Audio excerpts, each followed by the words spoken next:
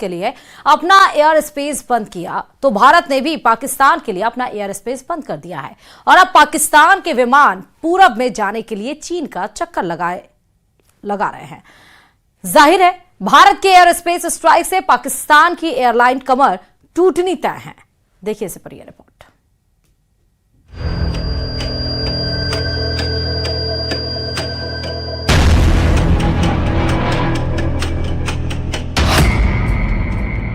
पाकिस्तान पर air space strike.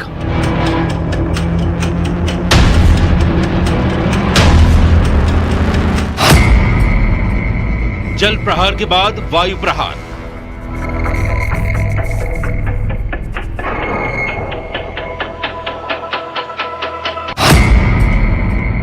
एक के बाद एक भारत की स्ट्राइक।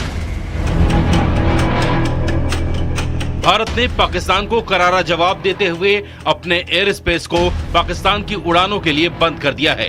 पाकिस्तान ने भारत के लिए अपना एयर स्पेस बंद किया, उससे भारत को ज्यादा फर्क नहीं पड़ने वाला, लेकिन पाकिस्तान को पूरब में जाने के लिए भारत के एयर स्पेस की सख्त जरूरत है। लेकिन अब उसको ये सहूलियत नहीं मिलने वाली और उस पर एयर स्पेस वाली स्ट्राइक से उसका तगड़ा नुकसान होने वाला है। भारत के ऊपर पाकिस्तान एयरलाइन की उड़ान बंद। पाकिस्तान के प्राइवेट जेट भी नहीं भर सकेंगे उड़ान। पाकिस्तानी मिलिट्री के विमानों को भी इजाजत नहीं। पीआईए के लीज पर लिए विमानों पर भी लगाई गई पाबंदी। पाकिस्तान के लिए भारतीय एयर स्पेस पूरी तरह बंद। अब पाकिस्तान के विमानों को कहीं भी उड़ान भरना होगा तो उसे पूरे चीन का चक्कर लगाना होगा और ये भी संभावना है कि उन्हें चीन में उतरना भी पड़े ताकि आगे के सफर के लिए वो ईंधन भरवा सके। जाहिर है भारत ने पाकिस्तान की कमर तोड़ने वाला एक और फैसला लिया है। इसका सबसे बड़ा असर पाकिस्तान इंटरनेशनल एयरलाइंस की कुआलालंपुर जाने वाली दो रूट्स PK 8945 और PK 8989 पर पड़ा है। पहले ये फ्लाइट्स लाहौर से भारत होते हुए कुआलालंपुर जाती थी, जिससे दूरी कम और वक्त बचता था। लेकिन भारत के एयर स्पेस बंद करने के बाद अब इन्हें चीन होते हुए जाना पड़ रहा है। इस नए रास्ते से 3 घंटे ज्यादा समय लग रहा है। कल से ही ये फ्लाइट्स नए रास्ते पर उड़ान भर रही हैं। जैसे को तैसा की नीति पर चलते हुए भारत ने साफ कर दिया है कि जवाब अब सिर्फ जमीन से नहीं आसमान से भी मिलेगा। भारत एक ही जगह से नहीं पाकिस्तान को हर जगह से तोड़ रहा है। कभी डिजिटल स्ट्राइक, कभी वाटर स्ट्राइक, कभी डिप्लोमेटिक स्ट्राइक, कभी इकोनॉमिक स्ट्राइक और अब एयर स्पेस स्ट्राइक। वही पाकिस्तान ने अपना एयर स्पेस बंद करके खुद अपने पैर पर कुल्हाड़ी मारी है और उसे लाखों करोड़ डॉलर की चपत लगने लगी है।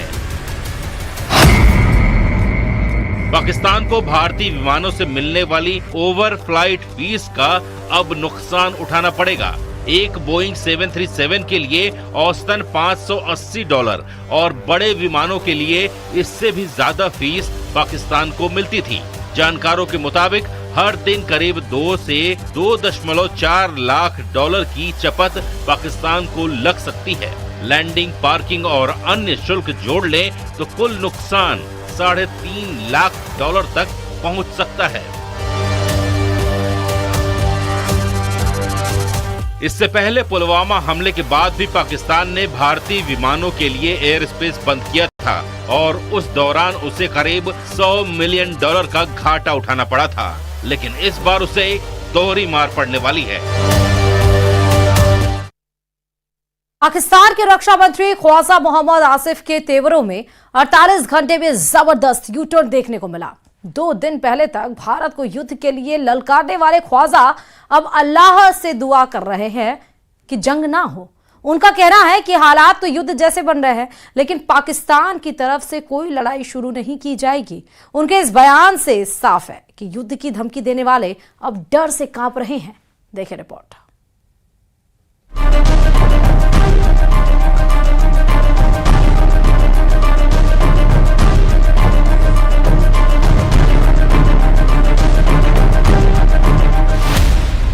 पाकिस्तान के जंगबाज मंत्री के बदले सुर।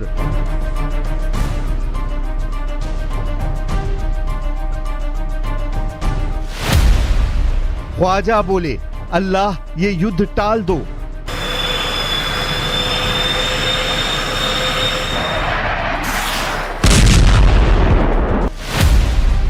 पिटने से पहले पाकिस्तान का सरेंडर।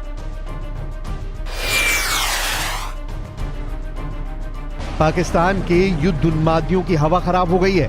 बात बात पर एटम बम की धौंस जमाने वाले पाकिस्तानी मंत्रियों के सुर बदल गए हैं। पाकिस्तान के रक्षा मंत्री ख्वाजा मोहम्मद आसिफ का लेटेस्ट बयान सुनकर आप हैरान हो जाएंगे।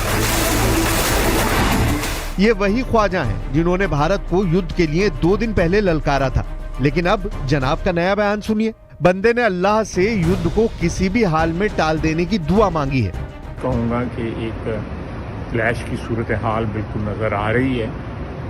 अल्लाह करे एवर्ट हो जाए, हम कोई जंग मुसल्लत हमारी तरफ से तो कतई तौर पे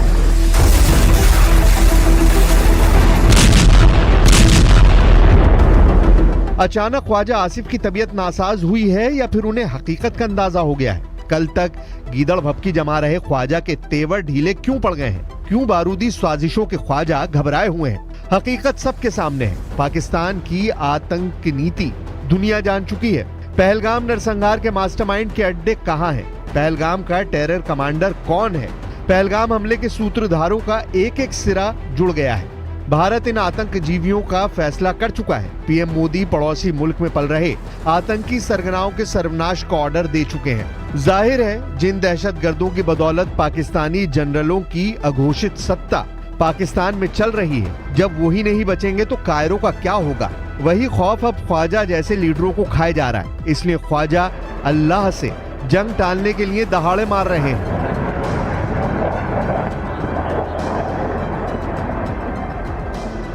कहूँगा कि एक क्लैश की सूरत हाल बिल्कुल नज़र आ रही है। अल्लाह करे एवर्ट हो जाए, हम कोई जंग मुसल्लत हमारी तरफ से तो कतई तौर पे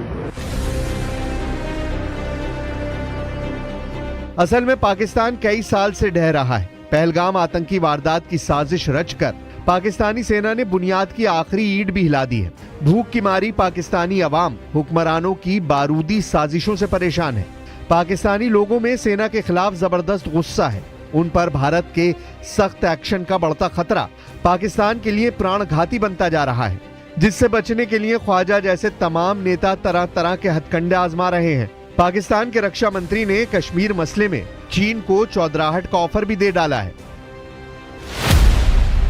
पाकिस्तान के रक्षा मंत्री ख्वाजा आसिफ ने कहा है चीन की बड़ी अलग पोजीशन है, कश्मीर का एक हिस्सा उनके पास भी है, तो सारा ये जो कश्मीर का इशू है चीन भी इसमें एक स्टेक होल्डर है। सिंधु नदी चीन से भी होकर आती है, तिब्बत से आती है। पाकिस्तान को चीन ने हमेशा सपोर्ट किया है। शहबाज शरीफ कैबिनेट के जितने मिनिस्टर हैं उतनी तरह की बातें हैं। रेल मंत्री एटमी युद्ध की धौंस जमाता है। सूचना प्रसारण मंत्री तारड़ भारत के हमले के घंटे गिनाता है। वहीं रक्षा मंत्री युद्ध टाल देने की दुहाई दे रहा है, लेकिन अब जो भी तय होना है वो भारत करेगा। पाकिस्तान का वक्त खत्म हो चुका है। फैसला सख्त है, नतीजे ऐसे होंगे जिसे पाकिस्तान की कई पीढ़ियां